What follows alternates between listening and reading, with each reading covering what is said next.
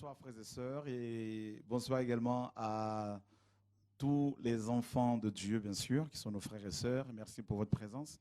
Et nous sommes dans la joie de vous avoir avec nous ce soir. Et sur TV de Vie, nous sommes bel et bien en direct. Il est 20h37, heure locale, heure de Paris. Et c'est vraiment une joie pour moi d'être là, ensemble avec vous et aussi avec notre Père Céleste, Adonai Elohenu, le Dieu d'Abraham, d'Isaac et d'Israël.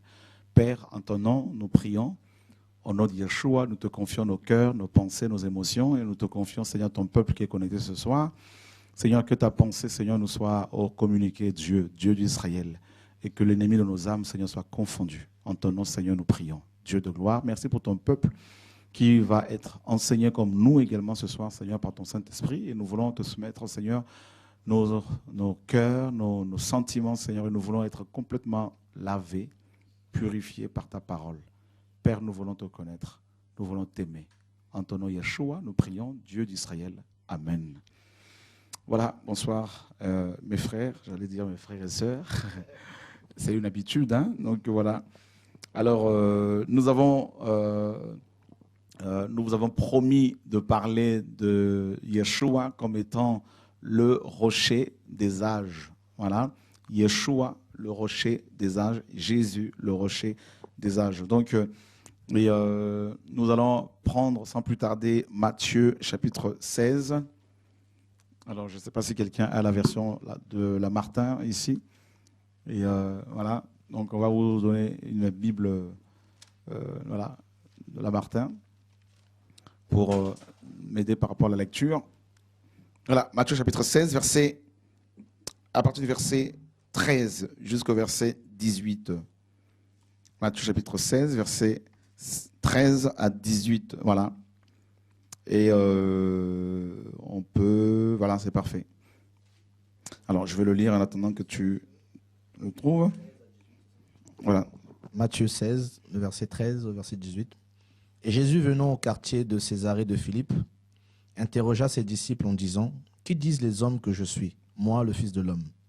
Et ils lui répondirent, « Les uns disent que tu es Jean-Baptiste, les autres Élie et les autres Jérémie, ou l'un des prophètes. » Il leur dit, « Et vous, qui dites-vous que je suis ?» Simon-Pierre répondit et dit, « Tu es le Christ, le Fils du Dieu vivant. » Et Jésus répondit et dit, « Tu es bienheureux, Simon, fils de Jonas, car la chair et le sang ne te l'a pas révélé, mais mon Père qui est aux cieux. Et je te dis aussi que tu es Pierre, et sur cette pierre j'édifierai mon église, et les portes de l'enfer ne prévaudront point contre elle. » Ok. Voilà, le verset 18, c'est le verset qui nous intéresse ce soir. Et donc, le Seigneur pose bien sûr la question aux apôtres, hein, comment les gens, qu'est-ce que les gens disaient de lui, qu'est-ce que les gens pensaient de lui.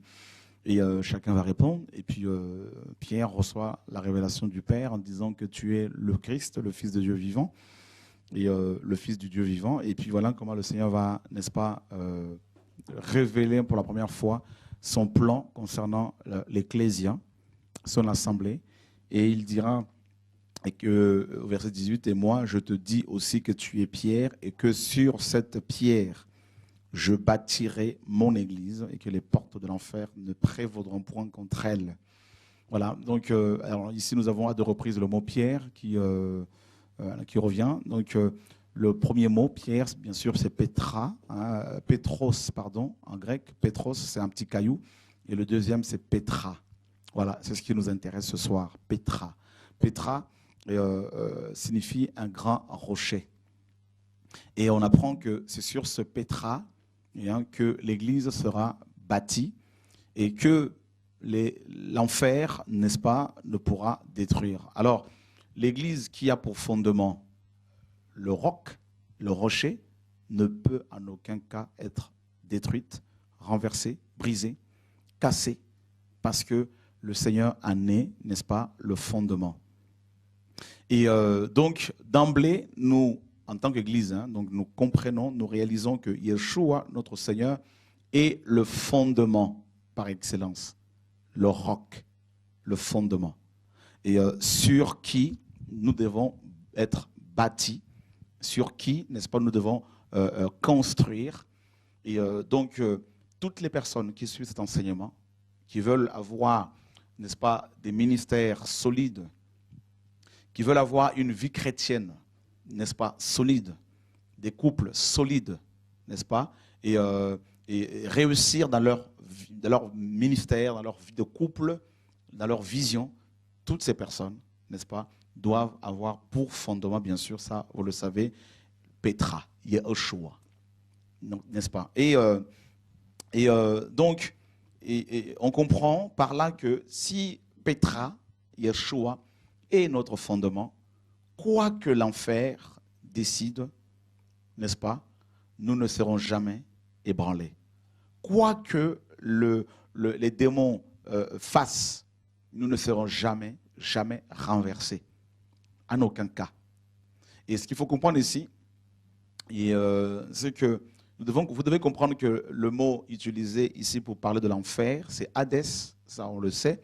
Hadès est, chez les Grecs, le dieu du monde souterrain. Les Grecs avaient tellement peur de Hadès, n'est-ce pas, qu'ils utilisaient un euphémisme, n'est-ce pas, donc pour ne pas avoir à prononcer ce nom-là. Tellement que ce démon, n'est-ce pas, le faisait et le fait trembler jusqu'à ce jour. Et l'euphémisme qu'ils utilisaient, n'est-ce pas, signifiait littéralement porte close. Donc cela veut dire que le dieu Hadès, ou encore l'enfer, ou encore le séjour des morts est un démon tellement puissant, bien sûr Yeshua est plus puissant que lui, tellement puissant que quand il enferme les gens, personne ne peut, n'est-ce pas, quand il enferme les gens dans, n'est-ce pas, son monde, personne ne peut en sortir. Et Yeshua, heureusement, en est sorti, et il a sorti également toutes les personnes qui croient en lui.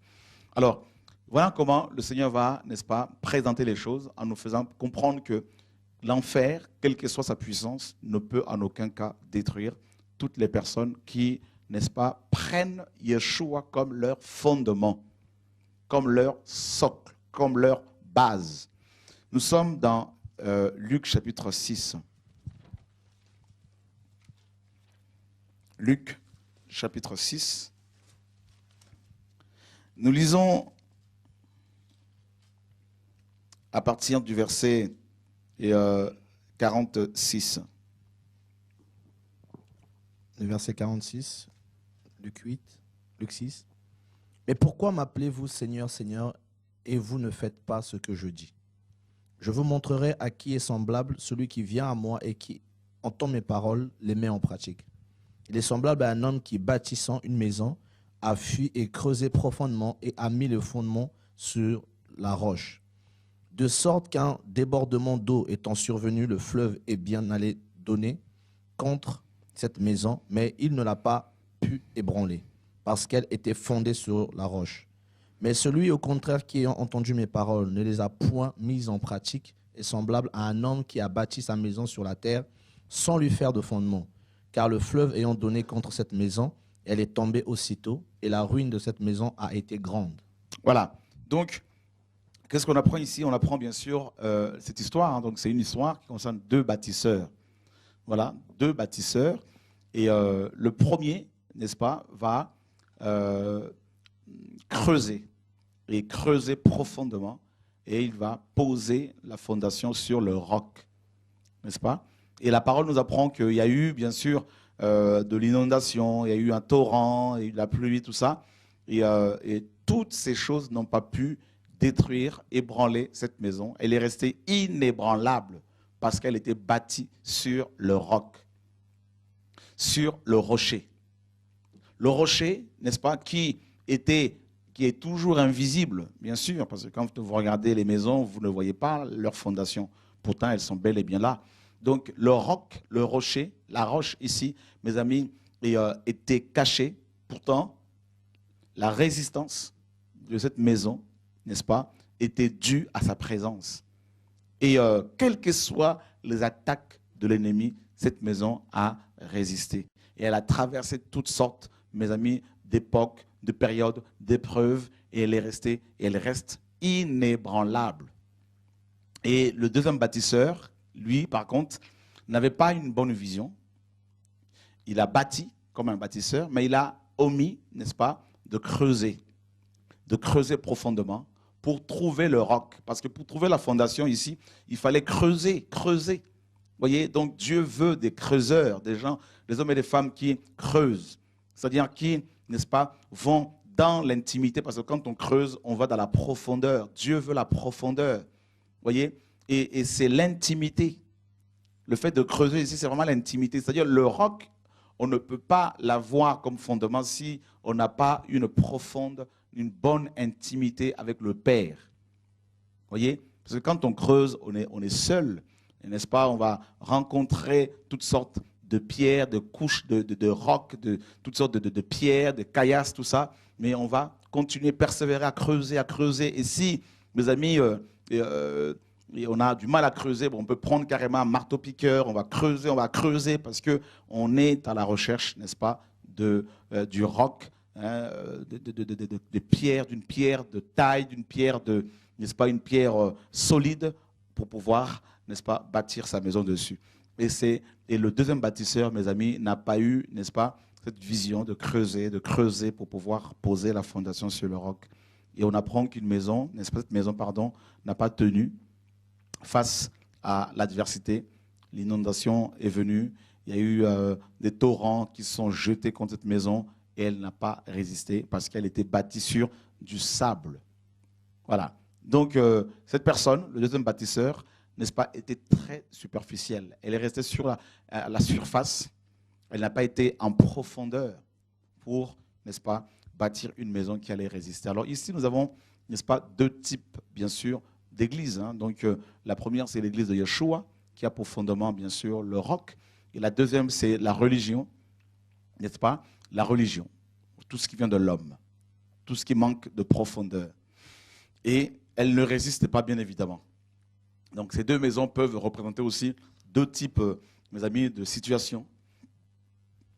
Elles peuvent représenter aussi des ministères, des couples, des familles, toutes sortes de choses que les hommes essayent de bâtir. Voilà, couple, études, maison, je ne sais pas ce que vous avez à cœur de faire. Mais en tout cas, il vous faut la fondation et la bonne fondation. Voilà. Et la parole nous dit que maudit soit celui qui se confie dans l'homme et qui prend la chair pour appui. N'est-ce pas? Donc, on peut prendre cette parole dans Jérémie chapitre 17, justement. Alors, Jérémie chapitre 17. Voilà, nous lisons le verset 5. Ainsi a dit Yahweh, maudit est l'homme qui se confie en l'homme et qui, n'est-ce pas, de la chair fait son bras et dont le cœur se retire, n'est-ce pas, de Yahweh. Il sera comme un homme dénué de secours dans la plaine stérile. Il ne verra point venir le bien, mais il habitera au désert, dans les lieux secs, dans une terre salée et inhabitable. Voyez? Donc, ici, la personne, cette parole, en fait, concerne le deuxième bâtisseur dont il est question dans Luc chapitre 6, qui a bâti sa maison sur du sable. Alors, le sable, ici, nous parle bien sûr de l'homme. L'homme, la poussière. L'homme vient de la poussière. L'homme vient de la terre. Donc, voilà. Et cet homme, ce bâtisseur, le deuxième, va bâtir sa maison en s'appuyant sur l'homme. Mais si l'homme te porte aujourd'hui, demain, il va t'abandonner. N'est-ce pas? Et d'ailleurs, dans ma vie de tous les jours, dans le ministère, j'ai pu expérimenter cela, même si aujourd'hui, il y en a qui veulent revenir, soi-disant, pour la réconciliation, alors qu'il ne peut pas y avoir la réconciliation sans la réparation. Hein? Donc, il faut réparer d'abord, avant de prétendre, mes amis, se réconcilier d'abord avec le Seigneur, parce que nous, on n'a pas de problème, n'est-ce pas? Donc, il faut creuser, s'appuyer sur l'homme, frère. S'appuyer sur l'homme ne sert à rien, comme je vous l'ai dit. Et le deuxième bâtisseur, c'était appuyer sur l'homme, le sable. Et vous savez, quand le torrent s'est jeté contre cette maison, il n'y avait pas de profondeur, il n'y avait pas de fondement, pas de racines. Et cette maison s'est écroulée. Voilà.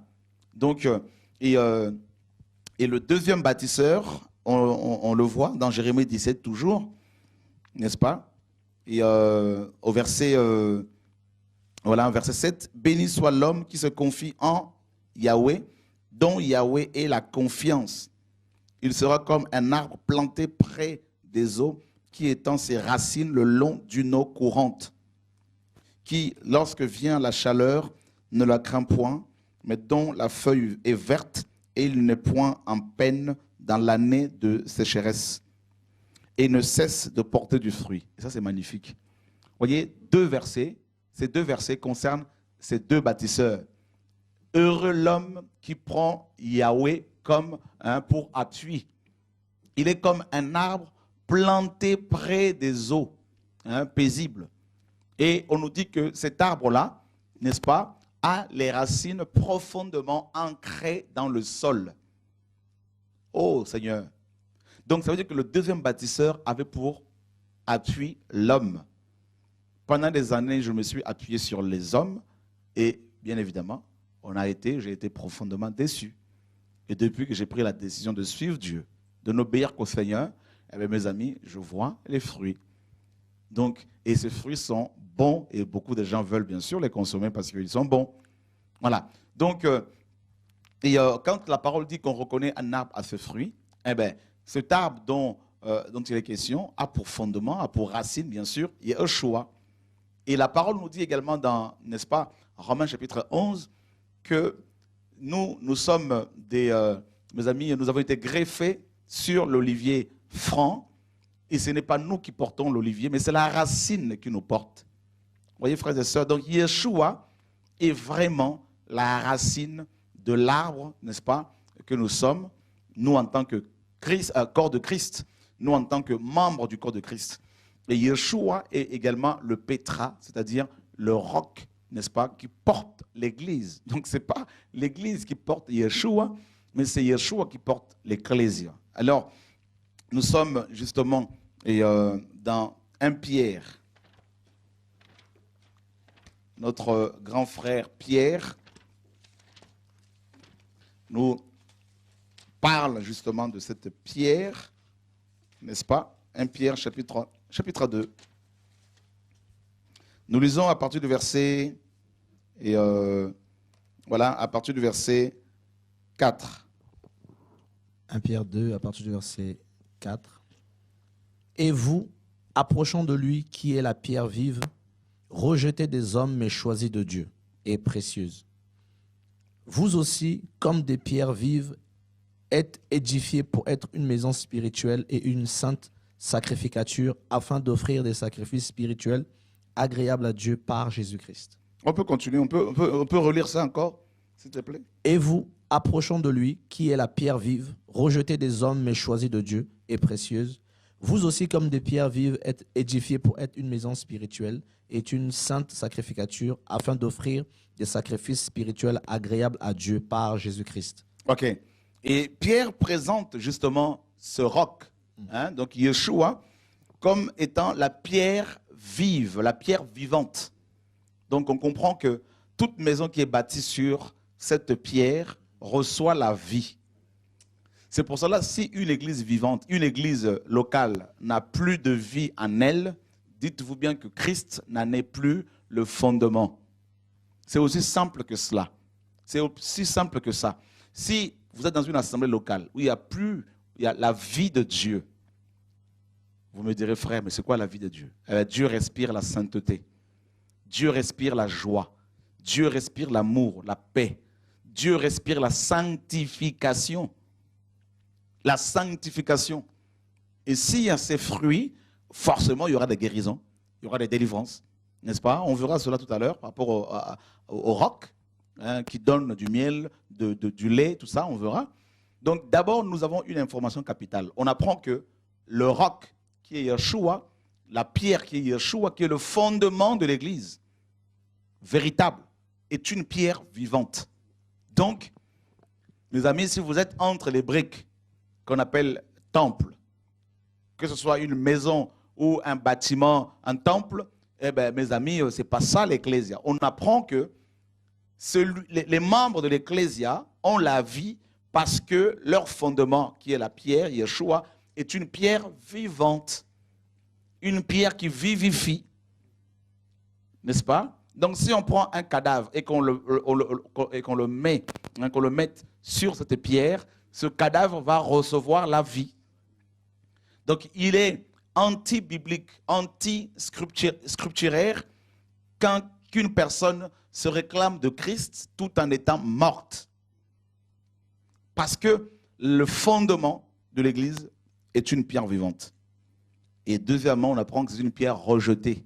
Donc naturellement, les gens qui aiment le Seigneur, qui le craignent, sont rejetés par le monde, naturellement, et par les religieux. Donc c'est aussi simple que cela. Et, n'est-ce pas, qu'est-ce qu'on apprend au verset 6? C'est pourquoi il est dit dans l'Écriture, « Voici, je mets en Sion la principale pierre de l'angle, choisie et précieuse, et qui croira en elle ne sera point confus. Vous en recevez donc de l'honneur, vous qui croyez. Mais pour les incrédules, la pierre que ceux qui bâtissaient ont rejetée est devenue la principale pierre de l'angle, et une pierre d'achoppement et une pierre de chute, lesquelles heurtent contre la parole et sont rebelles. À quoi aussi ils ont été destinés. » Et ça, c'est terrible, frères et sœurs. On apprend que Dieu a choisi cette pierre, elle est précieuse et elle est la pierre de l'angle que les bâtisseurs avaient rejetée. Alors, qu'est-ce qu'on peut comprendre ici? Alors, d'après l'histoire, d'après la tradition juive, à l'époque du retour de l'exil à Babylone, lorsque les Juifs étaient revenus de l'exil babylonien, de la captivité babylonienne, mes amis, sous Néhémie et Esdras, ils avaient entamé, n'est-ce pas, la reconstruction du temple. Ils avaient entamé la reconstruction du temple et la pierre angulaire, la pierre de l'angle, qui était pratiquement semblable aux autres pierres, avait été négligée.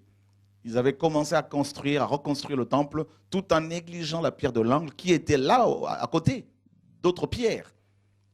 Mais comme elle était aussi banale, aussi simple que les autres pierres, elle n'a pas été prise en compte.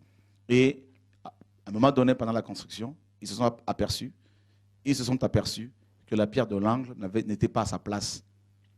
Et ils ont cherché, jusqu'à ce qu'ils l'ont retrouvée et ils l'ont mis à sa place. Voyez, frères, et cette histoire va être utilisée, en fait, cet oubli était comme un acte prophétique qui annonçait justement le rejet de la pierre angulaire Yehoshua par les bâtisseurs, c'est-à-dire les scribes, les pharisiens et la plupart des chefs des Juifs. Et Pierre nous apprend, frères et sœurs, que cette pierre est devenue une pierre, n'est-ce pas, de scandale. Et dans Matthieu 15, les apôtres, après le discours de Yeshua, vont le voir pour lui dire, sais-tu que les pharisiens sont scandalisés des propos de ce discours? Vous voyez, elle est devenue, cette pierre également, une pierre d'achoppement, n'est-ce pas? Et on apprend que celui sur qui elle tombe, il est écrasé. Si elle tombe sur quelqu'un, cette personne est écrasée, n'est-ce pas? Blessée. Donc, c'est une pierre incontournable, en gros. Ce roc. Pour toutes les personnes qui veulent bâtir. Et justement, qui est réellement cette pierre? On sait qu'il y a Yeshua, et nous allons encore avoir, mes amis, d'autres lectures, nous allons avoir encore d'autres passages bibliques qui nous montrent que Yeshua est bel et bien cette pierre angulaire. Pendant des années, mes amis, nous nous sommes appuyés sur les hommes qu'on appelle prophètes, apôtres, docteurs, tout ça là. On courait après eux pour aller les chercher et venir chez nous pour nous apporter la parole. Je ne dis pas que ce n'est pas biblique si ces hommes craignent Dieu. Mais, mes amis, il est temps que nous repartions, que nous retournions à la personne qui nous a sauvés, qui nous a appelés au royaume de Dieu. Nous sommes dans Ésaïe 34. Ésaïe chapitre 34, on va lire le verset 8. Trésor, merci. Ésaïe 34, le verset 8. Car il y a un jour de vengeance à l'Éternel et une année de rétribution. 44, pardon. 44. verset 8, c'est ça? Mhm. Ne soyez point effrayés et ne soyez point troublés. Ne te l'ai-je pas fait entendre et déclarer dès ce temps-là, et vous m'êtes témoins? Y a-t-il quelques autres dieux que moi? Certes, il n'y a point d'autres rochers que je n'en connais point. Ok. Alors, qu'est-ce qu'on apprend ici au 8e siècle, avant, n'est-ce pas, l'incarnation de Yeshua? Ésaïe, le prophète, va parler de la part du Seigneur, n'est-ce pas? Et Dieu dira par sa bouche aux enfants d'Israël qu'il n'y a pas d'autre rocher. Et Dieu dit qu'il n'en connaît pas d'autres. Et nous savons que la vérité sort de la bouche de notre Dieu. Yehoshua, Yahvé, le Dieu d'Israël, le Dieu Tout-Puissant. Dieu dit qu'il ne connaît pas d'autre rocher. Et il dit qu'il est lui le rocher, n'est-ce pas? Ne te l'ai-je pas fait entendre et annoncer dès longtemps, et vous êtes mes témoins. Dieu dit que les enfants d'Israël étaient ses témoins à cette époque.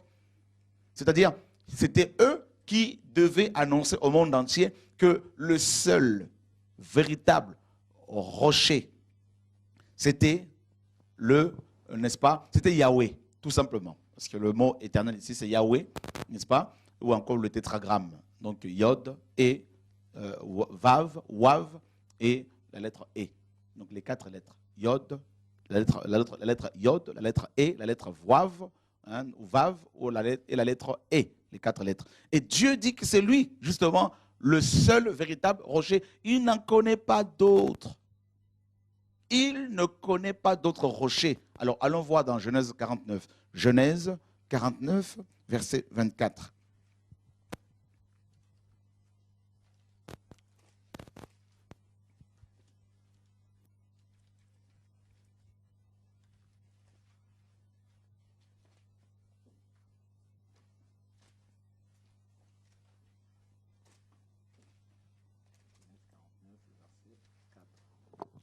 Genèse 24.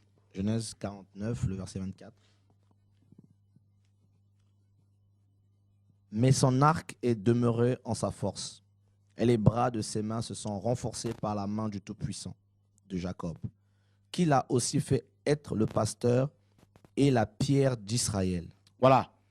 Jacob est le premier à avoir parlé de, n'est-ce pas, Dieu comme étant le roc, le rocher, avant sa mort.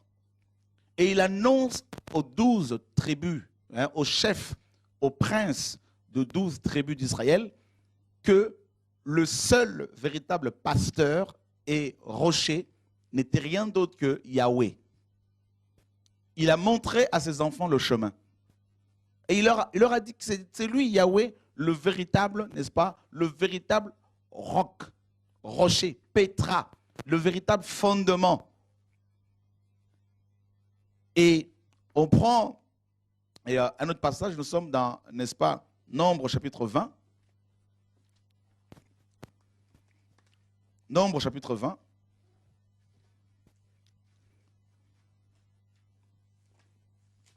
Nous lisons le verset 8.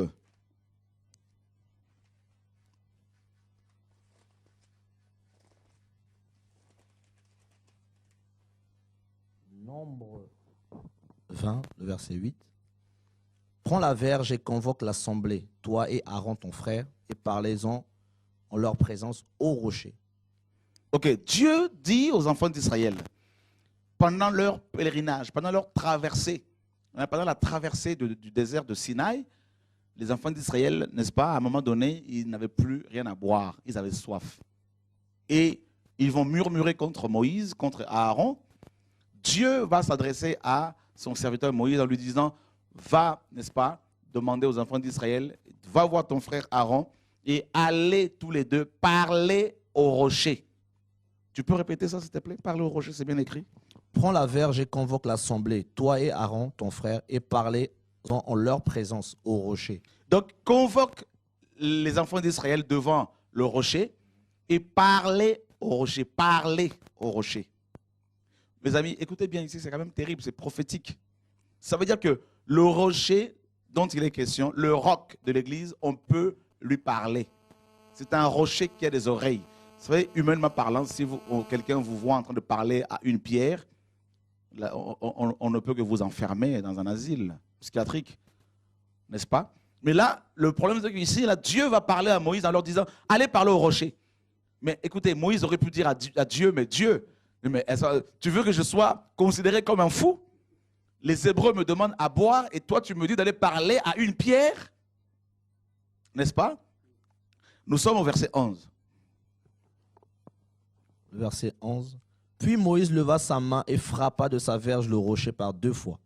Et il en sortit des eaux en abondance. Et l'assemblée but et leurs bêtes aussi. Waouh! Qu'est-ce que Moïse a fait là? Il a frappé sur le rocher 2 fois. Moïse a frappé le rocher. Il a frappé le rocher et on nous dit que de l'eau était sortie. Et les enfants d'Israël ont bu. Et quand Yeshua était sur la croix, mes amis, on a enfoncé une espèce de lance dans son flanc gauche, droit. Et on nous dit que de l'eau et du sang étaient sortis. Pourquoi? Pour abreuver les gens qui voulaient avoir la vie. Parce que dans Jean 6, Yeshua a dit que son sang était un vrai breuvage. Vous voyez? Donc, sur la croix, le monde qui avait soif a parlé au roc. A parlé au roc. C'était la violence, un langage violent. Et la croix, Yeshua sur la croix, a donné du sang et de l'eau. Et qu'est-ce que Paul nous apprend dans 1 Corinthiens chapitre 10? Dieu se présente comme le roc.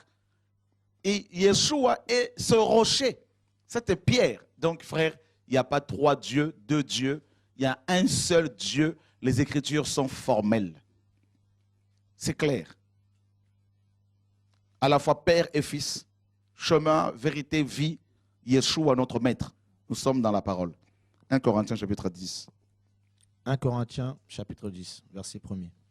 Or, mes frères, je ne veux pas que vous ignoriez que nos pères ont tous été sous la nuée et qu'ils ont tous passé par la mer et qu'ils ont tous été baptisés par Moïse en la nuée et en la mer et qu'ils ont tous mangé d'une même viande spirituelle et qu'ils ont tous bu d'un même breuvage spirituel, car ils buvaient de l'eau de la pierre spirituelle qui les suivait. Et la pierre était Christ. Waouh! Voilà, Paul confirme ici que, voilà, le roc dont il est question ici, bien sûr, c'était Christ. Avant son incarnation, qui d'autre que Dieu lui-même peut-il, mes amis, voyager dans le temps comme ça? Qui d'autre que Dieu lui-même, mes amis, peut, mes amis, suivre les hommes, l'histoire, le cours de l'histoire des hommes comme ça, si ce n'est que Dieu lui-même.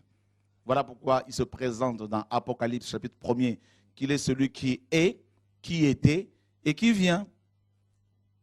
N'est-ce pas? Les 3 temps, le passé, le présent et le futur. Vous voyez, frères et sœurs, nos pères, Paul disait, ont bu à un rocher.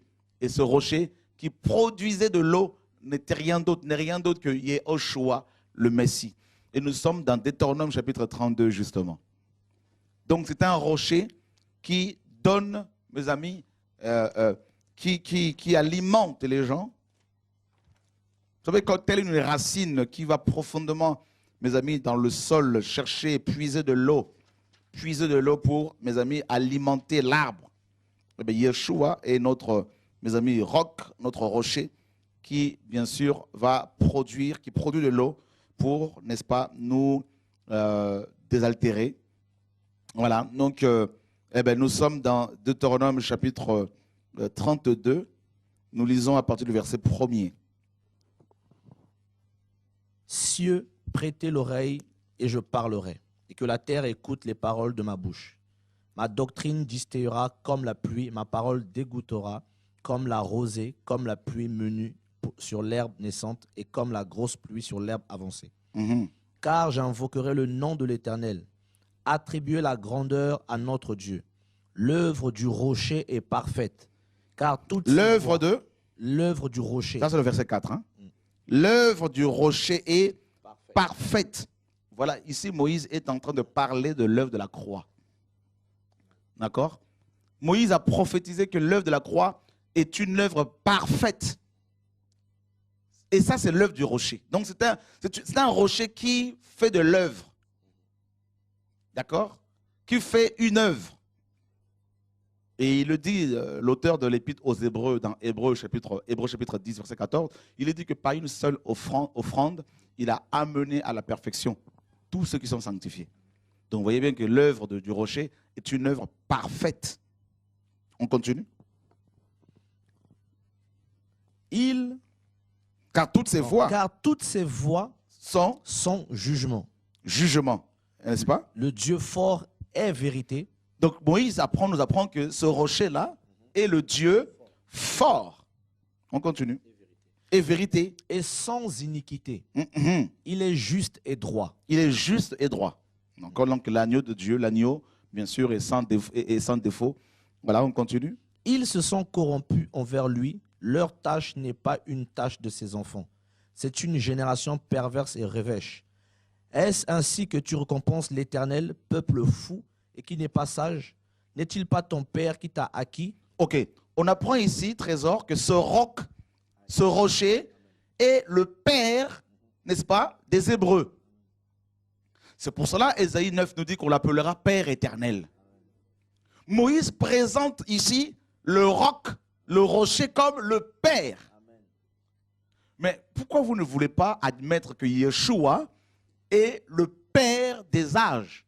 Mais ce n'est pas Shora qui le dit, frère. Il nous faut la révélation, l'éclairage, l'illumination. La parole est la révélation. Il faut l'illumination. Il est Dieu, il est capable d'être plusieurs, mes amis, choses en même temps.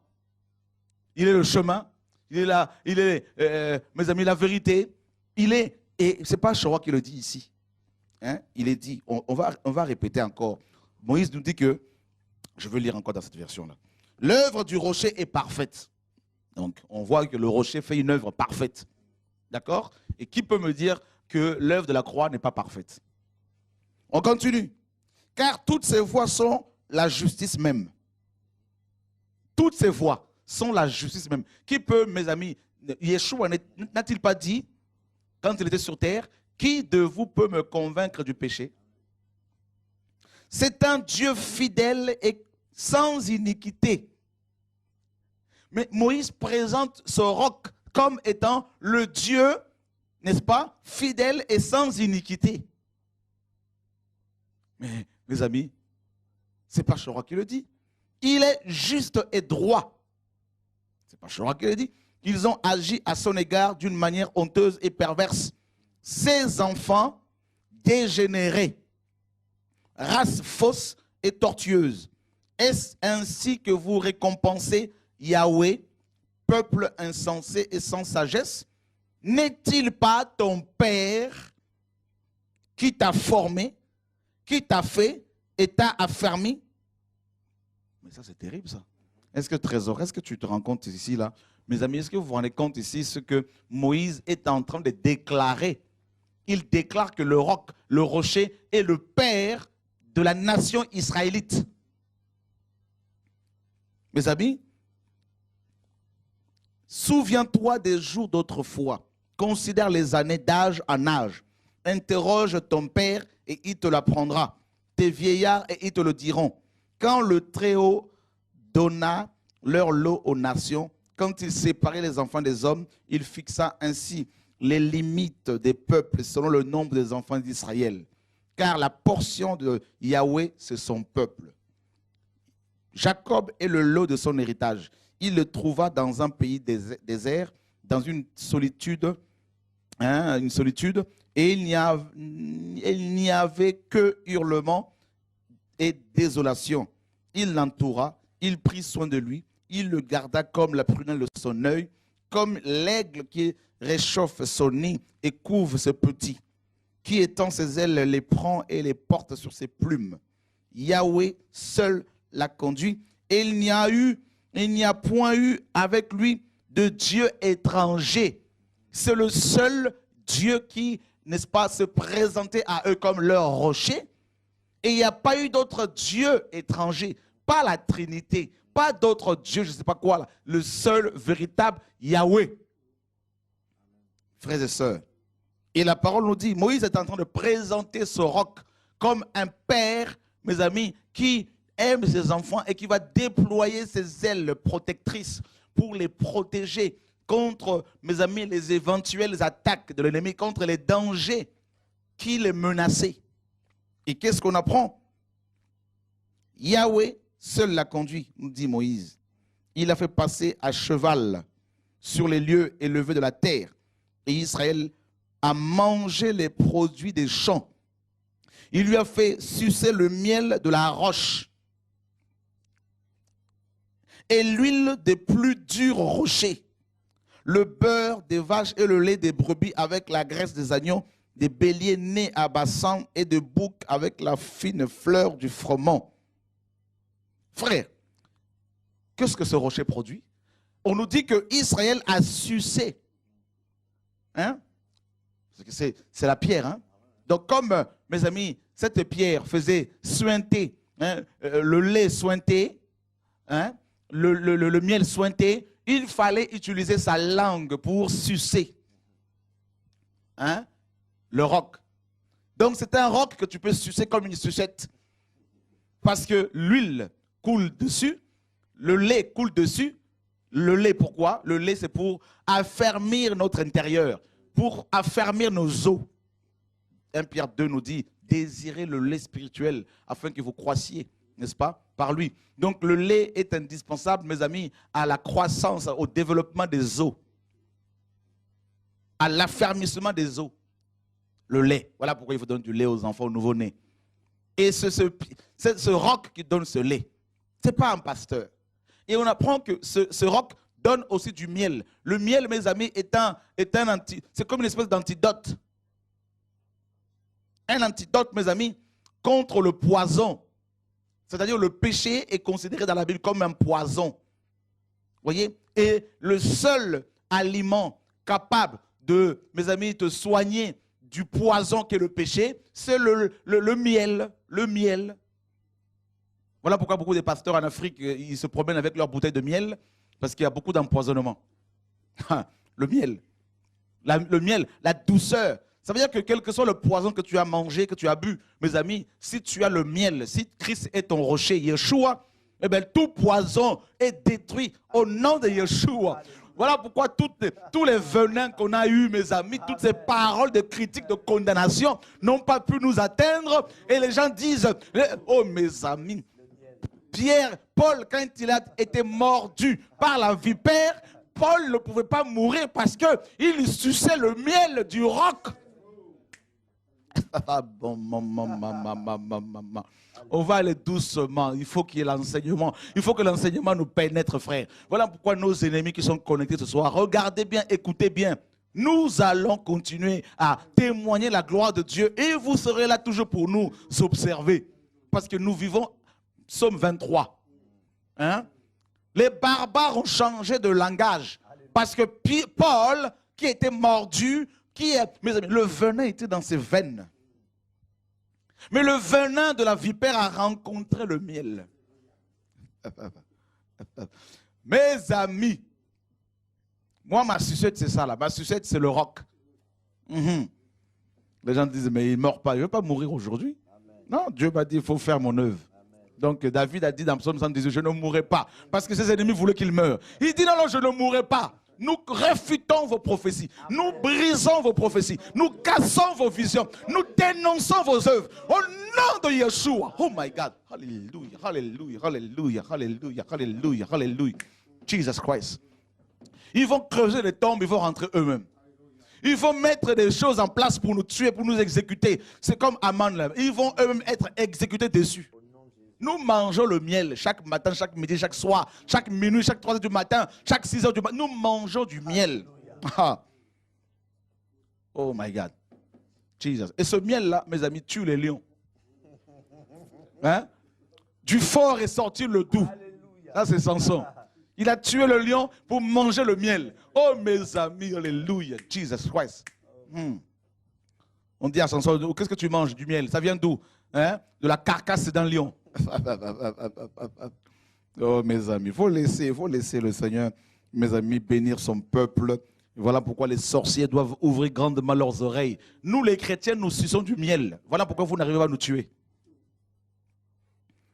Nous avons un fondement, le roc, qui est caché et qui produit, qui nous alimente avec le lait pour nos os, qui nous alimente avec du miel contre le poison, le péché, contre vos traits enflammés. Et ce roc produit aussi, mes amis, de l'eau. L'eau pour nous désaltérer, l'eau pour nous nettoyer, l'eau pour nous permettre de nager. Alléluia. L'eau, c'est l'esprit de feu, c'est l'esprit de gloire, c'est l'esprit de sainteté, l'esprit de victoire. Alléluia. L'esprit de percée spirituelle. Jesus Christ. Oh oui, Seigneur, mon Dieu, merci pour ta parole. Jésus de Nazareth. Ta parole est puissante, mon Dieu. Magnifique. Et ce roc, on a vu ce roc produit au moins 4 aliments. Le lait pour les os, le miel contre le poison, le péché, hein, l'eau pour nous désaltérer, hein, pour nous nettoyer. Et le quatrième aliment là, mes amis, c'est l'huile. L'huile, pourquoi l'huile? L'huile, on sait ce que c'est l'huile, mes amis. L'huile, c'est pour nous rendre puissants. Ton Dieu ordonne que tu sois puissant. Psaume 68. Ton Dieu ordonne, c'est un ordre que tu sois puissant. L'huile, mes amis, l'huile, Yeshua a dit, mais vous recevrez une puissance, celle du Saint-Esprit survenant sur vous, et vous serez mes témoins. Comment voulez-vous être témoin de quelqu'un si vous n'avez jamais vu la personne? Hein? C'est pour cela qu'il y a des gens qui vous appellent, qui vous envoient des SMS, venez prier chez nous. Fuyez-les. Ce sont des recruteurs. Ils sont là en train de vous recruter. Un vrai homme de Dieu, un vrai dirigeant n'appelle pas les gens pour venir prier chez lui. Dites-moi où Jésus appelait les gens pour aller prier chez lui. Les gens apprenaient que Yeshua était quelque part, ils prenaient leur barque, ils allaient le chercher. Ceux qui vous envoient des SMS pour que vous allez prier chez eux, ce sont des recruteurs, ce sont des charlatans, ce sont des voleurs, mes amis, hein, de voleurs d'âmes qui veulent vous accaparer. Ne répondez pas à leur SMS au nom de Yeshua. Laissez le Seigneur vous attirer, non dans un bâtiment, mes amis, non dans une maison, mais vous attirer dans son royaume parce que vous voulez manger le miel chrétien, écoutez la parole de Dieu. Hein, je sais qu'il y en a qui disent, non, mais ce monsieur est dur. Mais oui, la parole est dure, frère, c'est comme ça. Qui peut l'entendre? L'huile manque. Quand tout temps, Ecclésiaste nous dit, quand tout temps tes vêtements soient blancs et que l'huile ne manque point sur ta tête. La différence aujourd'hui, c'est l'huile. Tout le monde se réclame de Christ. Tout le monde se réclame pasteur. Tout le monde se dit apôtre. Tout le monde se dit prophète. La différence au niveau de l'huile. L'huile, mes amis, attire. Les malades ont besoin d'huile. Si le Seigneur a dit quoi dans Jacques 5?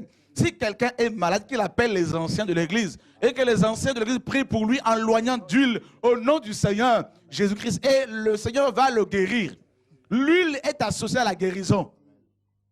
Ben oui. Donc c'est un rocher qui produit l'huile, qui produit la vie, qui produit la puissance, qui produit la guérison, la délivrance. Notre évangile, ce n'est pas un évangile, mes amis, qui dissuade les gens charnellement. Ce n'est pas de blabla, ce ne sont pas des blablabla que nous vous annonçons. Nous vous annonçons le roc. Nous vous parlons du roc. Nous vous prêchons sur le roc. Et le roc, quand on parle de lui, et si on est de lui, si on est de lui, si on lui appartient, automatiquement, on manifeste, mes amis, le lait. On manifeste, on donne de l'eau aux gens, on donne du lait, on donne de l'huile, on donne, mes amis, du miel.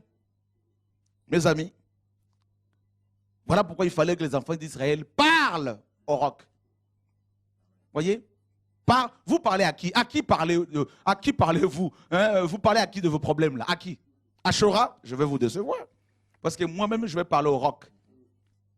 Oh non, mais je suis à plein temps, il faut que les gens m'aident. Non, non, mais ne parle plus de tes problèmes aux hommes. Va voir le roc. Hein? Moïse, les enfants d'Israël sont allés le voir, non? Moïse, donne-nous à boire. Moïse a dit quoi? Hein? Dieu m'a dit, tous ensemble, nous devons aller parler au roc. Hein? C'est ça? Et les enfants d'Israël voyaient Moïse parler au roc. Et ils ont vu que le roc produit de l'eau. Eh bien, une fois qu'ils ont vu ça, s'ils étaient spirituels, la prochaine fois, ils n'allaient plus voir Moïse. Parce qu'il y a le roc maintenant. Là. Voilà pourquoi nous vous disons, ce n'est pas nous qu'il faut suivre. Il faut écouter le roc. Il faut vous positionner sur le roc. Bâtissez-vous sur le roc. Oshora est notre visionnaire. Non, non, non, frère, c'est votre Yeshua, c'est lui votre visionnaire. Oshora est notre apôtre. Non, c'est Jésus votre apôtre. Oshora est notre prophète. Non, c'est Jésus votre prophète. Votre pasteur, votre ancien, oh, alléluia, votre Dieu. Et c'est celui que nous présentons, frères et sœurs, à chaque fois. Au nom de Yeshua. Alors, mes amis, le roc. Le roc. Vous voulez qu'on continue sur le roc, mes amis, là? Nous sommes au verset 31, trésor. Car leur rocher n'est pas comme notre rocher. Oh, donc il y a aussi d'autres rochers. Ah, tu peux Des faux rochers. Des faux rochers. Leur rocher n'est pas comme notre rocher. Et notre rocher, comment il s'appelle ici dans les Écritures ici? Notre rocher, c'est Jésus. Mais avant qu'il ne s'incarne. Yahvé. Yahvé. Yahweh. Yahweh. Le tétragramme. La lettre Yod. La lettre E. La lettre Wav. Et la lettre E. Le Dieu Tout-Puissant. Et on apprend que c'est Jésus-Christ, ce roc-là. Mes frères et sœurs, que voulez-vous encore? Jésus-Christ est réellement le Dieu véritable. Mes amis. Comment? Et nos ennemis, eux-mêmes, seront juges. Mais nos ennemis, ce n'est pas nous. Eux-mêmes diront, Dieu avec eux. Hein? Eux-mêmes diront, non, il faut arrêter de le combattre. On l'a combattu pendant des années. Il ne faut que monter. Nous ne faisons que disparaître. Alors, arrêtons. Hein? Tu peux. Hein? Car leur vigne est du plomb de Sodome. Oh! Et du terroir de Gomorrhe. Et leurs grappes sont des grappes de fiel. Ils ont des raisins amers. Leur vin est un venin de dragon et du fiel cruel d'aspic. Cela n'est-il pas serré chez moi et scellé dans mes trésors? La vengeance m'appartient et la rétribution, autant que leur pied glissera, car le jour de leur calamité est prêt et les choses qui leur doivent arriver se hâtent. Donc Sodome et Gomorrhe, n'est-ce pas, ont pour fondement donc un faux roc, un dieu étranger, en gros, c'est le diable. Amen. Le diable, parce que leur rocher à eux, ce n'est pas notre rocher. Donc leur rocher, c'est qui? Mais c'est Satan. Ils ont pour Dieu, n'est-ce pas, leur ventre. C'est le diable, frères et sœurs. Voilà, le diable aussi est aussi un roc pour ses enfants, mais un roc qui, quand il voit le vrai roc, il se sauve.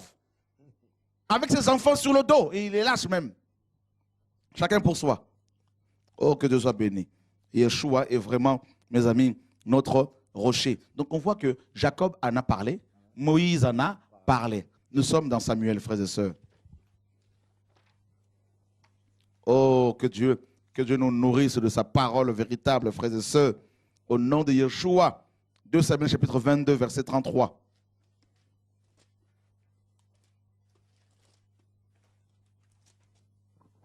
« 2 Samuel 22, le verset 33. Le Dieu fort, qui est ma force et la vraie force, et il a aplani ma voie qui était une voie d'intégrité. Il a rendu mes pieds égaux à ceux des biches et m'a fait tenir debout sur les lieux élevés. C'est lui qui dresse mes mains au combat, de sorte qu'un arc d'airain a été rompu avec mes bras. Tu m'as aussi donné le bouclier de ton salut et ta bonté m'a fait devenir plus grand. Tu as élargi le chemin sous mes pas et mes talons n'ont point glissé. » Là, c'est 1 Samuel 22, 33. Donc, je vais prendre aussi... 1 Samuel 22, 33. Moi, je suis dans... Voilà, 1 Samuel 22, 33, c'est ça? Je suis dans 2 Samuel 22. 2 Samuel, pardon. 1 Samuel 22, 33. Non, c'est 2 Samuel. 2 Samuel, hein? C'était 2 Samuel 22. Donc, c'est ce que tu as lu, je crois. Hein? Voilà, 2 Samuel 22. Je vais lire dans cette version, verset 33. Voilà. Voilà. Et qui est un rocher sinon notre Dieu? Le Dieu qui est ma forteresse assurée et qui enseigne à l'homme intègre sa voie, qui rend mes pieds semblables à ceux des biches et m'a fermé sur mes hauteurs. Qui est, la question est posée ici, hein, et qui est un rocher sinon notre Dieu? Donc on voit bien que ce rocher, qui est Yeshua, est Dieu. Ici, mes amis, alléluia, c'est David maintenant, le troisième aussi homme à en parler. On a vu que le premier, c'est, n'est-ce pas, Jacob. Le deuxième, Moïse. Et on voit le troisième homme qui en parle ici. Eh bien, c'est David, le roi d'Israël. Il pose la question aux gens. Qui est le rocher si ce n'est que notre Dieu? Voilà. Donc Jésus-Christ qui est le rocher de l'église, le pétrin de l'église, hein, la pierre angulaire est bel et bien le Dieu de David, mon frère. Tu peux. C'est tellement clair, je ne sais pas comment on peut encore douter de la divinité en fait de Jésus. Ça c'est sûr, hein, c'est tellement évident ici, là, je ne sais pas, ça c'est David qui présente Jésus, le Dieu Tout-Puissant, comme étant son rocher. D'accord, mes amis? Mes amis, vous voyez vous-même. Et il est présenté ici dans 2 Samuel 22 comme étant la forteresse. Et donc, une personne qui a Christ comme roc, comme rocher, est dans sa forteresse. Donc, une forteresse que Satan ne peut pas franchir. Encore moins les démons et les sorciers, les magiciens, les ennemis. Personne ne peut franchir cette forteresse qui est Christ, qui, n'est-ce pas, vous protège. Hein, mes amis, nous sommes dans Néhémie 8, 10. Oh Seigneur Jésus-Christ, sois glorifié ce soir encore. Toi le Dieu Tout-Puissant, toi le Dieu d'Abraham, le Dieu d'Isaac, le Dieu d'Israël. Néhémie, chapitre 8, verset 10. Néhémie 8.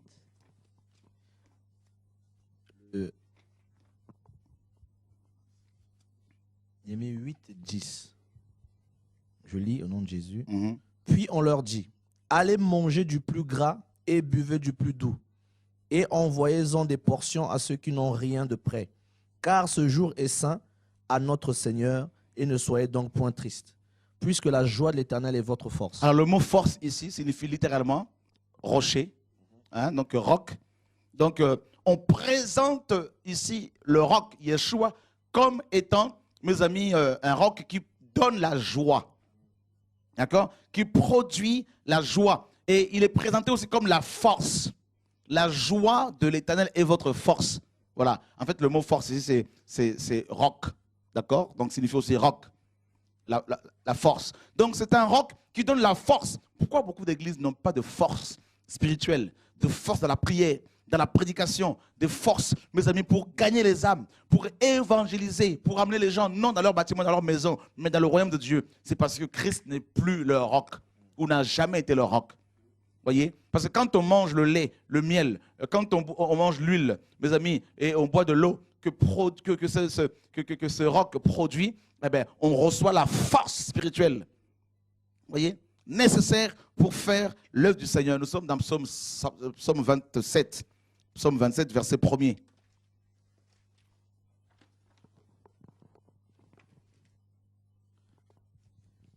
Psaume 27, le verset 1er. L'Éternel est ma lumière et ma délivrance. De qui aurais-je peur? L'Éternel est la force de ma vie. De qui aurais-je frayeur? Waouh! L'Éternel est la force de ma vie. Le mot force ici, c'est vraiment toujours. Hein? Donc c'est le roc, n'est-ce pas? L'Éternel est ma lumière. Et qui se présente comme étant la lumière du monde? Et nous savons qu'il n'y a qu'une seule lumière. Voilà. Il n'y en a pas deux. Dès le début, il est présenté comme la lumière, frères et sœurs. Alléluia. Dieu est magnifique, Dieu est glorieux, Dieu est tout-puissant. Alléluia, magnifique. Et nous sommes dans Ésaïe, chapitre 26. Verset 4. Ésaïe 26, le verset 4. Confiez-vous en l'Éternel à perpétuité, car le rocher des siècles est en l'Éternel Dieu. Car il abaissera ceux qui habitent au lieu haut élevé, il renversera la ville de haute retraite, et il la renversera jusqu'en terre, et il la réduira jusqu'à la poussière. Voilà. Ici, il est dit, confiez-vous en Yahweh à perpétuité, car Yahweh est le rocher des siècles. Ça veut dire que des siècles et des siècles, il a toujours été le rocher. Il ne l'est pas devenu. Hein? C'est pour cela qu'il a dit à Pierre, et moi je te dis que tu es Pierre et que sur ce rocher, je bâtirai mon église. C'est-à-dire je bâtirai cette église sur moi-même. Moi-même, je veux la porter. Hein? Mais une église que Jésus-Christ porte, elle ne va pas aller mendier ici et là. Un homme que Jésus porte ne va pas courir après les âmes pour aller prier chez lui. Donc les recruteurs là sont, mes amis, mal barrés ce soir.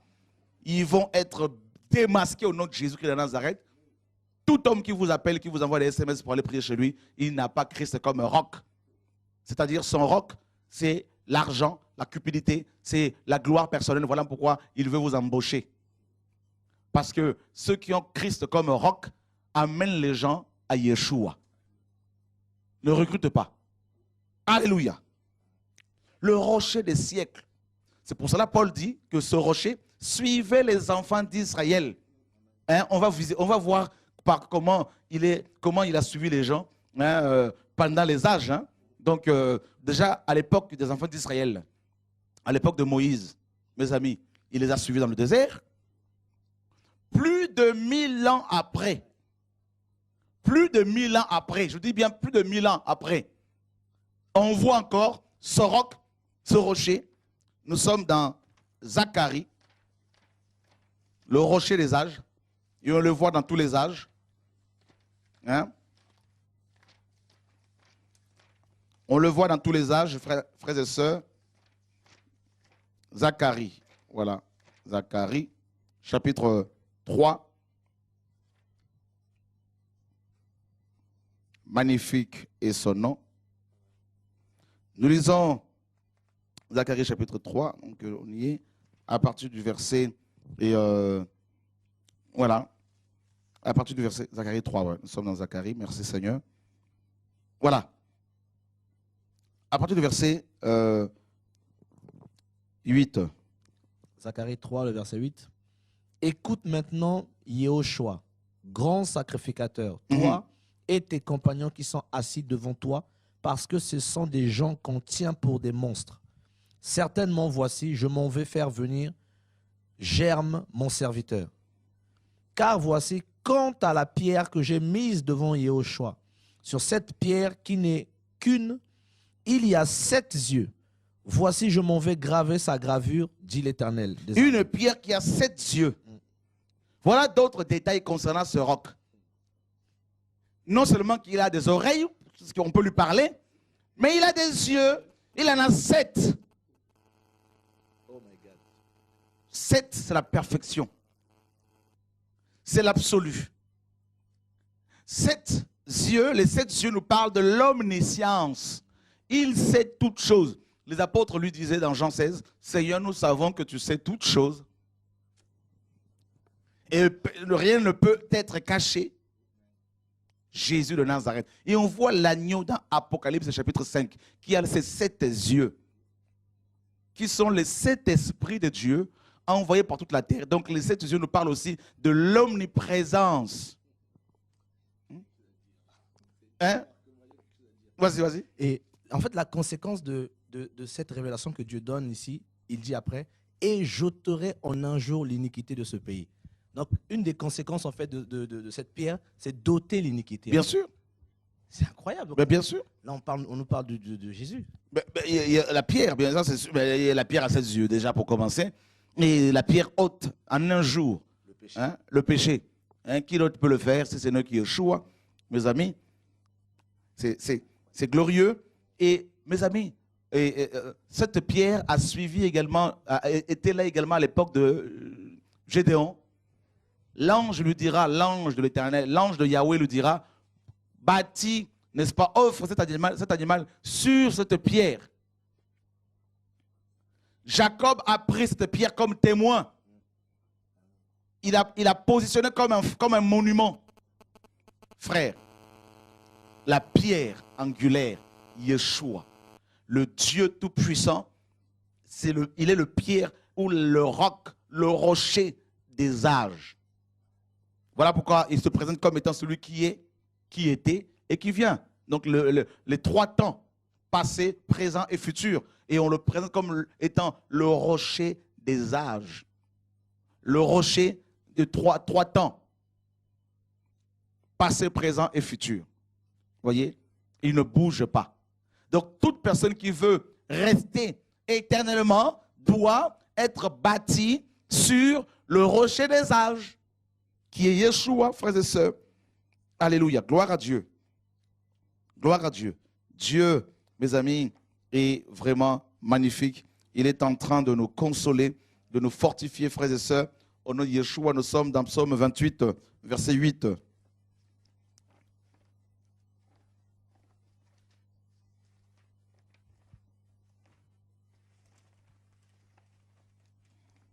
Merci Seigneur pour ta parole. Psaume 28, le verset 8.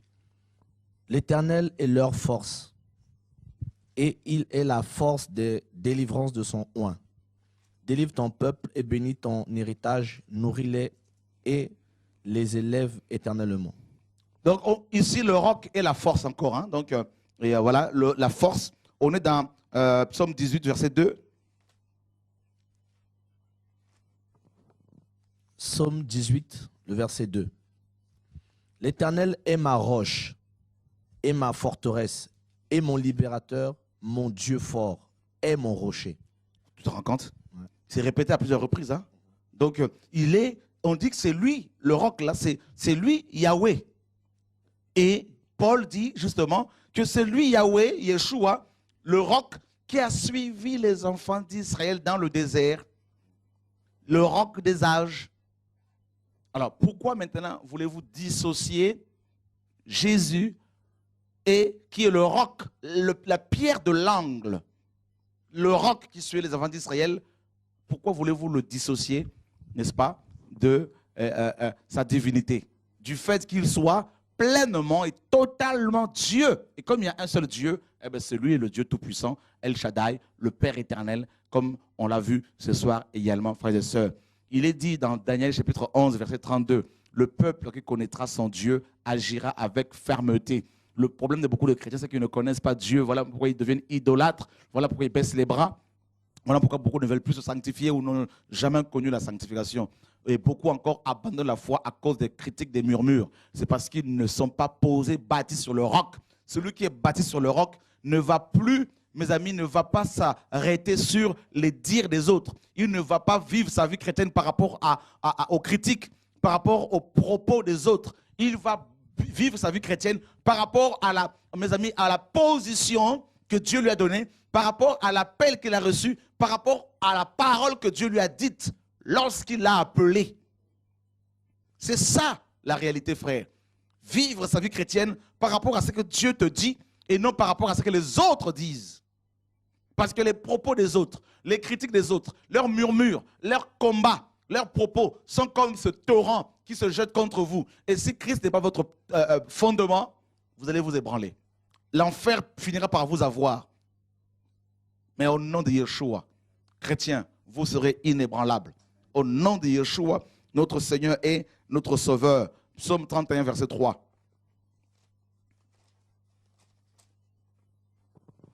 Psaume 31, le verset 3. Car tu es mon rocher et ma forteresse. C'est pourquoi mène-moi et me conduis. Mon rocher est ma forteresse. Ce rocher, comme on l'a vu, est une forteresse. Ce rocher, ce roc est également un refuge, un appui. Quand Moïse demande à Dieu de se révéler à lui, de lui montrer sa gloire, Dieu lui dit, je te mettrai dans le creux, n'est-ce pas, du rocher. Dans le creux du rocher pour être protégé de ma gloire, afin de ne pas mourir. Donc, mes amis, si vous voulez vivre la gloire de Dieu, vous avez besoin de la retraite que Yeshua peut vous donner. Mes amis, de vous protéger, mes amis, d'être dans le creux, mes amis, de ses ailes. Alléluia, Jesus Christ. Mes amis.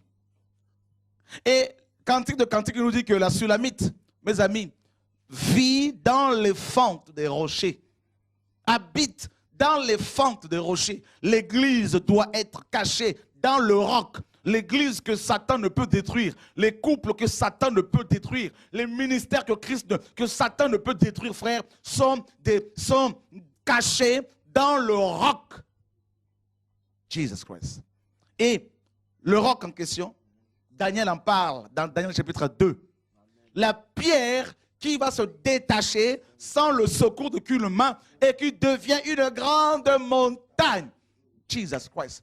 La pierre qui va se détacher sans le secours d'aucune main et qui va frapper la statue de Nebuchadnezzar.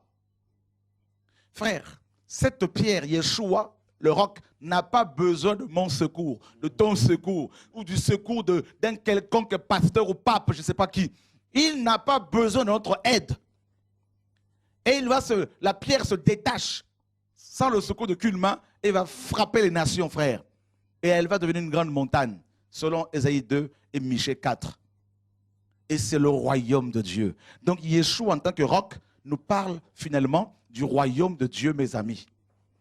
Donc l'église de Yeshua est bâtie sur Yeshua, le roi, tout simplement. Donc en fait, l'église de Jésus-Christ, ce trésor, mes amis, pensez tout ça.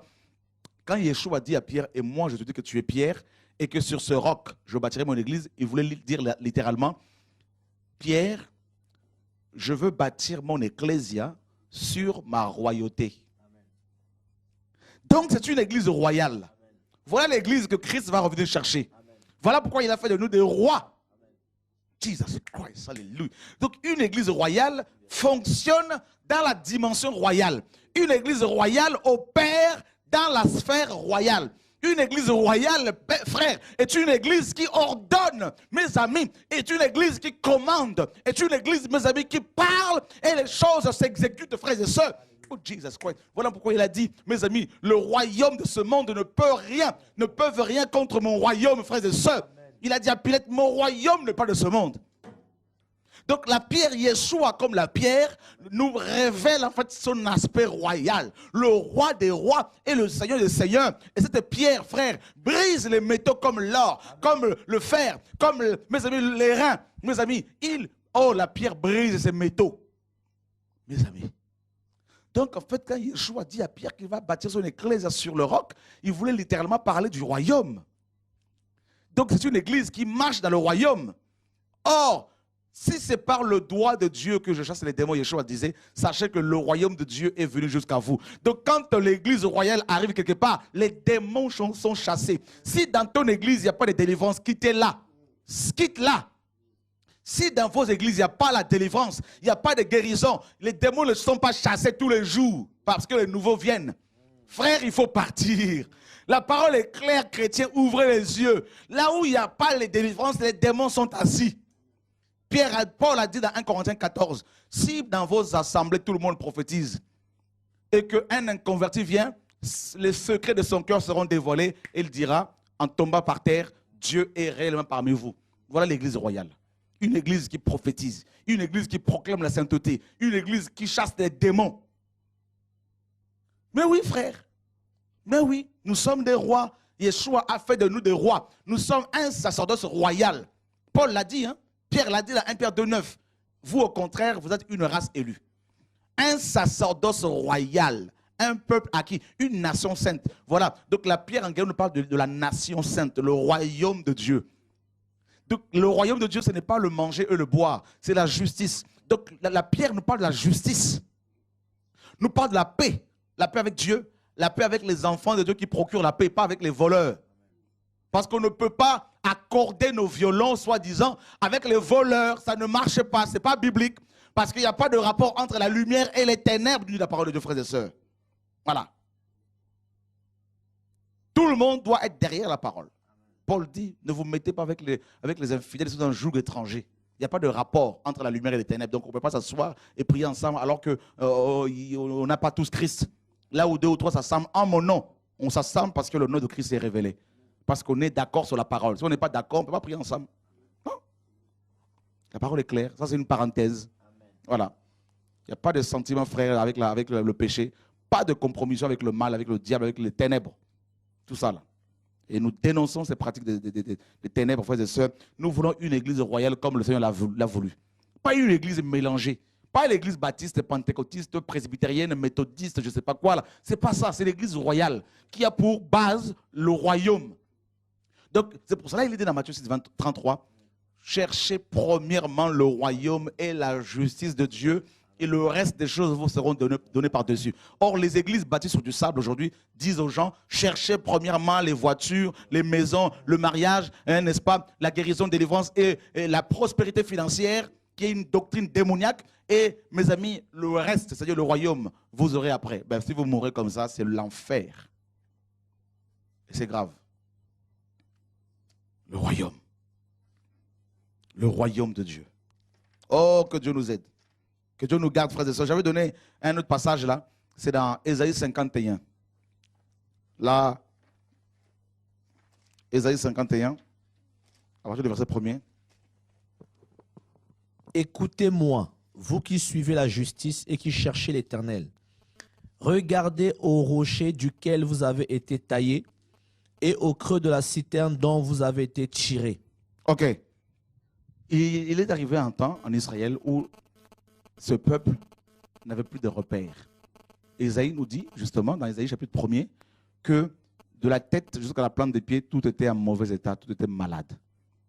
Et Dieu rappelle aux enfants d'Israël le rocher, leur rocher, d'où ils ont été taillés, c'est-à-dire, mes amis, Yeshua d'abord, et puis Abraham, leur père, leur modèle. Vous vous rendez compte, frère? Donc, nous sommes également dans une génération où il n'y a plus de modèle, plus de référence. La plupart des dirigeants spirituels sont dans la compromission. Ils veulent marcher, être dans l'écuménisme. Les voleurs, les impudiques, les adultères, tous ensemble au nom de l'amour. C'est du laxisme. C'est l'église apostate, l'église émergente. Vous voyez? Des fédérations, des dénominations, tout ça, ce mélange-là. Dieu n'est pas dedans, frère. Il n'est pas dedans. Il n'est pas dedans. Et qu'est-ce qu'on voit? Eh bien, à cette époque, le Seigneur leur rappelait leur rocher. Eh bien, pareil, aujourd'hui, Dieu, mes amis, dans cette confusion dans laquelle nous sommes, dans les nations, dans nos églises, Dieu nous présente le rocher. Et c'est ce rocher-là qui taille les pierres qui sont les membres de l'Ecclésia. Tous ceux qui n'ont pas été taillés par le roc, Yeshua, le Dieu Tout-Puissant, ne pourront pas être membres de l'Ecclésia. Parce que c'est lui qui nous taille, c'est lui qui nous façonne, tel le potier, et qui sait exactement quelle taille, quel type de pierre, n'est-ce pas? Quelle est la dimension, les dimensions qu'il faut pour, mes amis, que les pierres s'emboîtent les unes dans les autres. Yeshua seul. Si vous avez été taillé dans une école théologique, ben vous n'êtes pas converti. Si vous avez été taillé par un pasteur, vous n'êtes pas converti. Vous devez être taillé par le roc. Et quand on est taillé, eh bien, ça fait mal. Il y a des parties qui doivent tomber. Voilà, frères et sœurs. Donc, voilà. Donc, que le Seigneur soit béni. Alors, je ne sais pas s'il y avait des choses à partager par rapport à ce roc. Hein, on ne va pas trop épiloguer là-dessus. Je crois que l'essentiel a été confié, dit, pour que vous soyez éclairés. Hein. Et voilà, mon frère Pensien. Ouais, on n'entend pas. J'ai juste une pensée en fait depuis tout à l'heure par rapport à l'enseignement qu'on est en train de donner. C'est dans Corinthiens en fait tout simplement, c'est que chacun prenne garde de la manière dont il bâtit en fait. Tout cela. 1 Corinthiens, on peut le lire. Voilà. Hein. 1 Corinthiens chapitre 3. Voilà, 1 Corinthiens chapitre 3, voilà. Donc dans 1 Corinthiens chapitre 3 à partir de verset 10, il nous est dit, selon la grâce de Dieu qui m'a été donnée, j'ai posé le fondement comme un sage architecte. Et un autre bâtit dessus. Et ce qui nous intéresse, cette partie-là, mais que chacun prenne garde à la manière dont il bâtit dessus. Donc ici, c'est Paul qui nous parle, qui nous enseigne, qui nous dit que chacun prenne garde de la manière dont il bâtit. Et il a dit qu'il a posé le fondement comme un sage architecte, donc vraiment sur le rocher, sur le roc. Et comme on nous a dit, il n'y a pas de rocher, il n'y a qu'un seul rocher.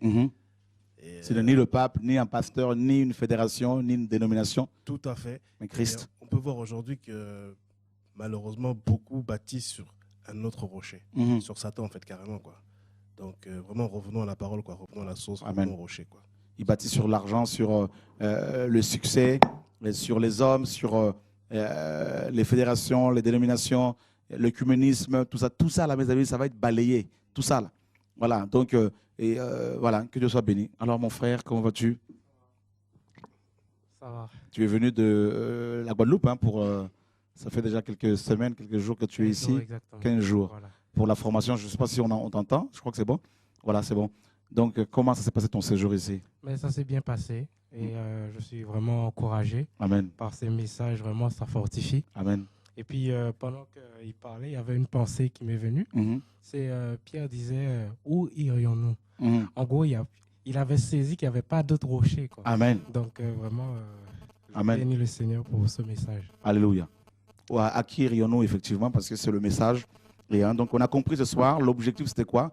C'était de vous montrer que Yeshua, le Messie, Jésus-Christ de Nazareth, est lui-même le Dieu Tout-Puissant. À la fois Père, Fils et Saint-Esprit, chemin, vérité et vie. Il joue plusieurs rôles. Il est Dieu, il fait ce qu'il veut, mes amis. Et il est 100% homme, on est d'accord. Il est 100% Dieu, nous sommes d'accord. Voilà, donc il n'y a pas 2, 3, 4 dieux. Il n'y en a qu'un, c'est ce que la parole nous dit. Et aussi, nous avons voulu que vous soyez bâtis rien que sur lui. Ne mettez pas votre confiance en l'homme. La parole le dit. Maudit soit celui qui s'est confié dans l'homme, qui prend la chair comme appui.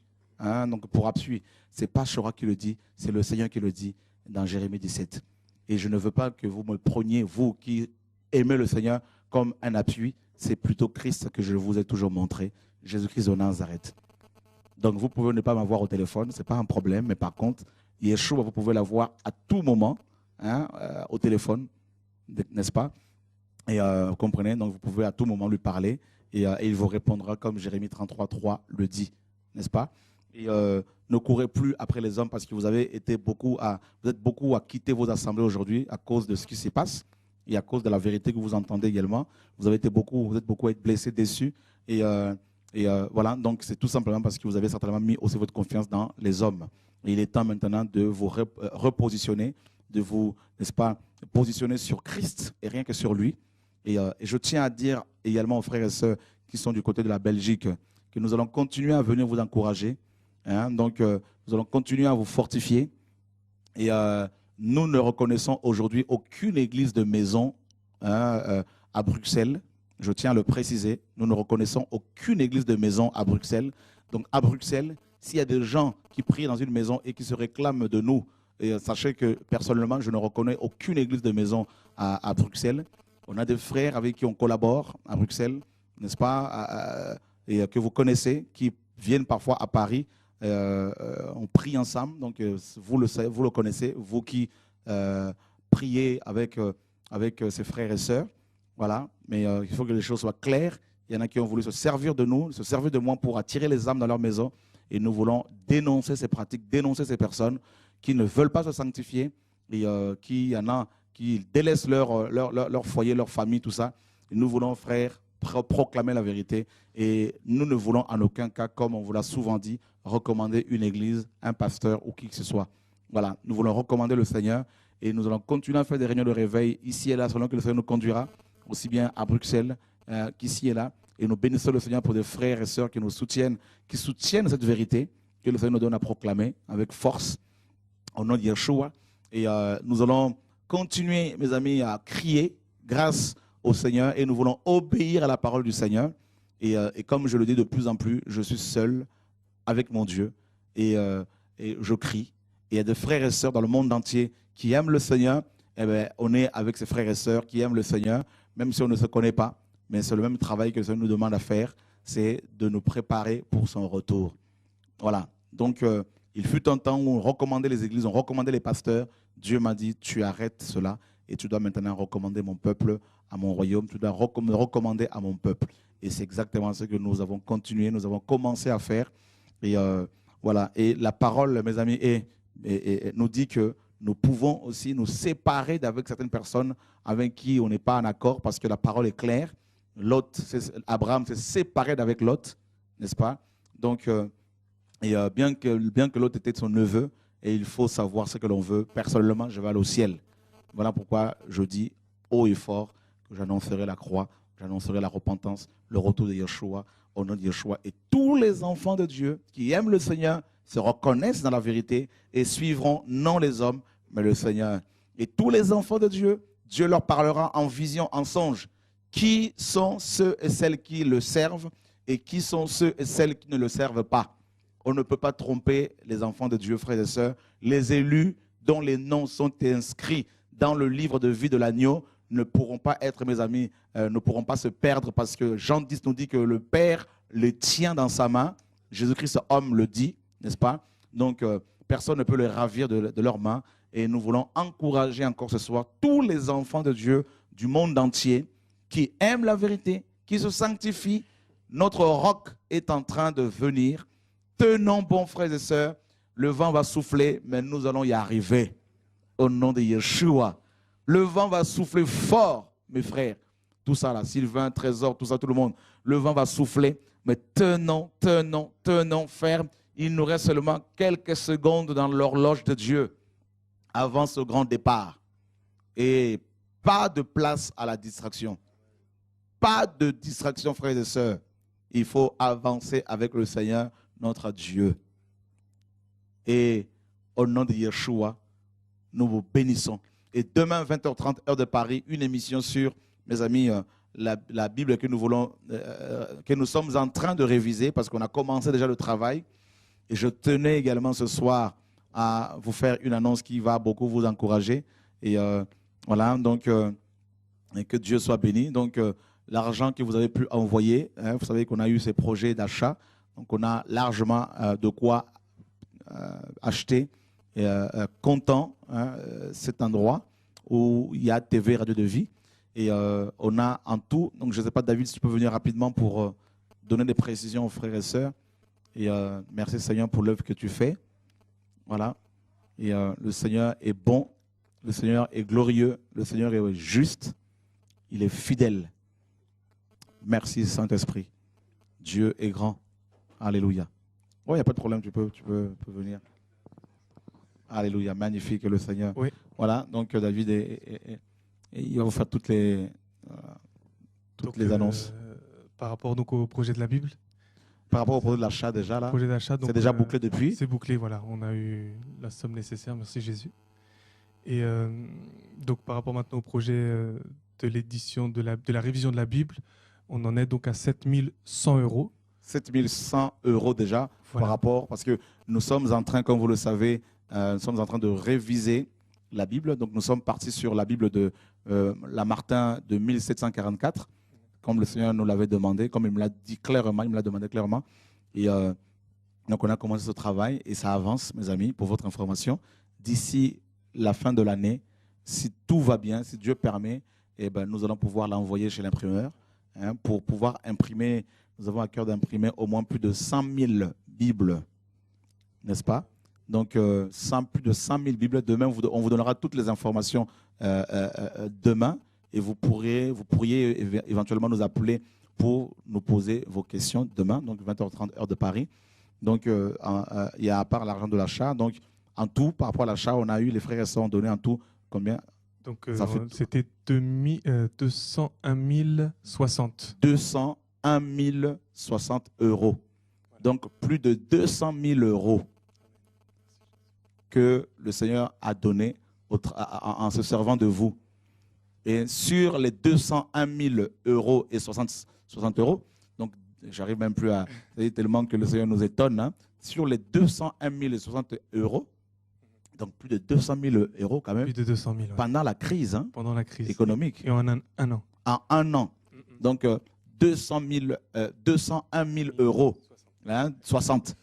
Donc, et en un an, et sur les 201 000 €, 60, nous allons acheter donc comptant, payer le notaire, et nous avons aussi de quoi faire les travaux pour bien aménager le studio de TV de Vie, les salles de classe de Didasco, du centre Didasco. Et ensuite, il va rester 7 000 €, 7100 € que nous avons commencé que nous avons mis de côté sur un compte qu'on a ouvert pour l'édition de la Bible. Nous allons nous-mêmes l'éditer avec l'ANJZ Production, notre maison d'édition. Nous avons un service d'édition qui édite nos livres, nos ouvrages, et nous allons éditer cette Bible que nous sommes en train de réviser. Une Bible, on va tout faire pour qu'il y ait une couverture en cuir et une Bible qui sera intitulée vous le saurez demain. Voilà. Alléluia. Que Dieu soit béni. Alors, merci Seigneur pour l'œuvre qu'il accomplit. Et mes amis, si ce n'est pas Dieu qui fait ça, c'est que l'homme est fort. Et comme c'est Dieu, l'homme n'est rien. Toute la gloire soit rendue au Seigneur. Et merci encore pour vos prières, pour vos soutiens, pour faire avancer l'œuvre. Continuez à le faire afin que TV de Vie continue à diffuser, Radio de Vie. Et voilà, que Dieu soit béni. Donc à demain, 20h30, heure de Paris. Au revoir.